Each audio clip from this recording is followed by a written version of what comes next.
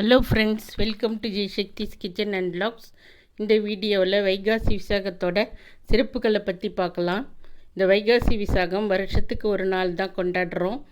அதுதான் முருகர் அவதரித்த நாள். அந்த ஒரு நாளை மட்டும் நீங்கள் தவறவே விட்டுறாதீங்க.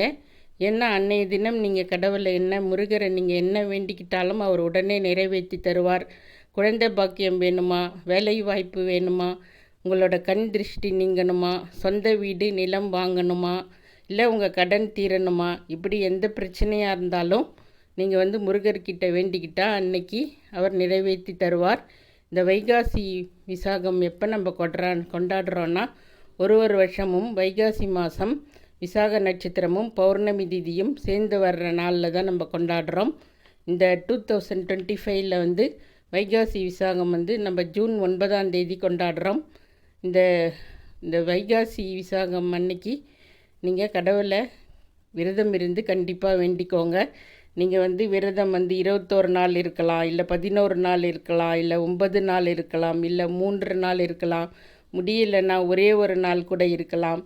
எப்படி இருந்தாலும் கடவுள் உங்களுக்கு அதற்கான பலன்களை தருவார். இந்த வருஷம் ஜூன் 9 திங்கட்கிழமை தான் வைகாசி விசாகம் கொண்டாடுறாங்க. இந்த வைகாசி விசாகம் இந்த விசாக நட்சத்திரம் ஜூன் 8 பகல் 2:10 ஆரம்பித்து ஜூன் 9 4:40 வரைக்கும் இருக்குது.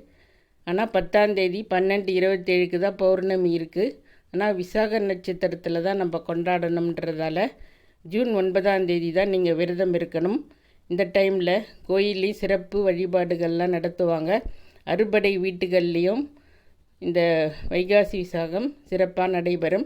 நீங்கள் அன்றைய தினம் முருகர் கோயிலுக்கு போயிட்டு கோயில் அபிஷேகத்துக்கு தேவையான பொருட்கள் வாங்கி தரலாம். இல்லை ஏழைகளுக்கு தயிர் சாதம், பானகம், நீர்மோர் இது மாதிரி ஏதாவது அன்னதானம் பண்ணலாம். இது மாதிரிலாம் நீங்கள் செய்யும்போது உங்களுக்கு நினச்சது நடக்கும். எதுவுமே முடியலன்னா வீட்டிலையே விரதம் இருந்து கூட நீங்கள் கடவுள்கிட்ட வேண்டிக்கலாம். அன்றைக்கி உங்களுக்கு முடிஞ்ச பிரசாதம் சர்க்கரை பொங்கலோ இல்லை பாயசமோ ஏதோ ஒன்று செய்து நைவேத்தியம் பண்ணி கடவுளை வேண்டிக்கலாம். ஒரு வேளை மட்டும் சாப்பிட்றவங்களும் இருக்கிறாங்க, இல்லை ஒரு வேளை மட்டும் சாப்பிடாமல் இருக்கலாம். எப்படி வேணாலும் நீங்கள் விரதம் இருக்கலாம். ஆனால் அன்றைய தினம் கந்த சஷ்டி கவசம், வேல்மாறல், இப்படி ஏதாவது ஒரு ஸ்லோகத்தை நீங்கள் சொல்லிக்கிட்டே இருக்கணும். எதுவுமே முடியலன்னா சரவணபவான்ற மந்திரத்தையாவது நீங்கள் அன்றைக்கி ஃபுல்லாக சொல்லிக்கிட்டே இருக்கணும்.